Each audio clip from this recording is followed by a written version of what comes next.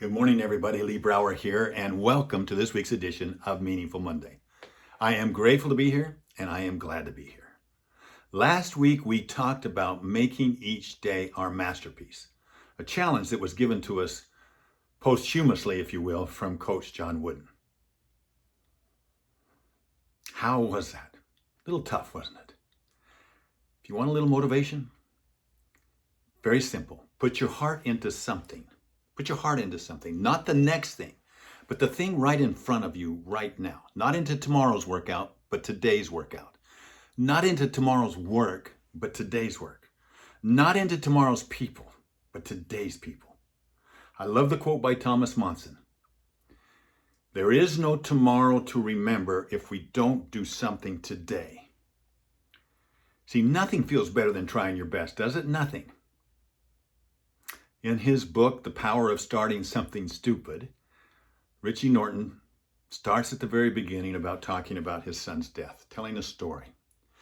The painful realization of the fragility of life really shook him, obviously, and he vowed to never waste another day of his life again.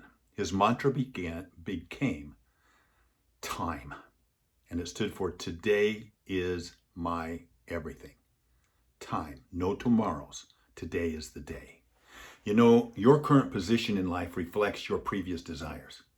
It reflects your previous planning and your previous choices. So if we want a better future, then we need to make some immediate and powerful improvements and decisions and choices right now. Now is the time. It'll never be convenient to be and live how you know you should. We all know we can do better, right? If it was convenient, everyone would be living at a much higher level. And instead, most people are continuing to wait for someone, I guess, or something outside of themselves to wake them up or pick them up.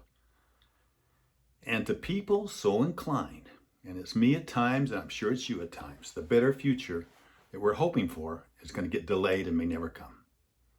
The pleasant future belongs to those who properly use today. How can we be happy tomorrow if our nows are filled with self-inflicted unhappiness and unwise delays?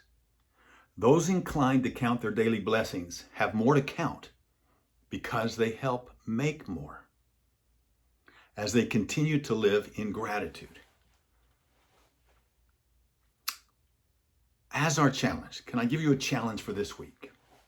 Can I give you 2 questions that you can ponder and ask right now? It will help you experience, I guarantee it will help you experience a better today.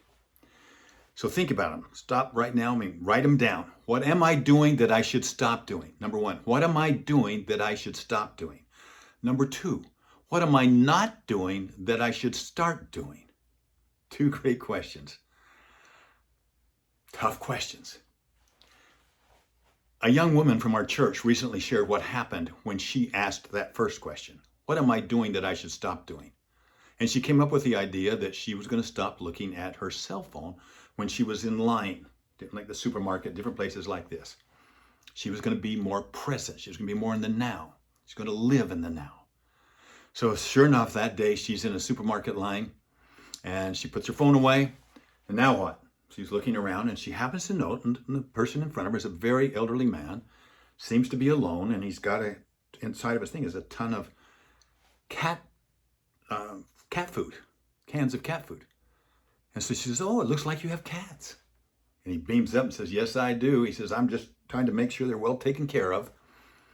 And she says, oh, I understand. I have some dogs. And they chit-chatted back and forth for a while, and he had a big smile on his face. And he said, you know, I haven't told anybody this, but today's my birthday.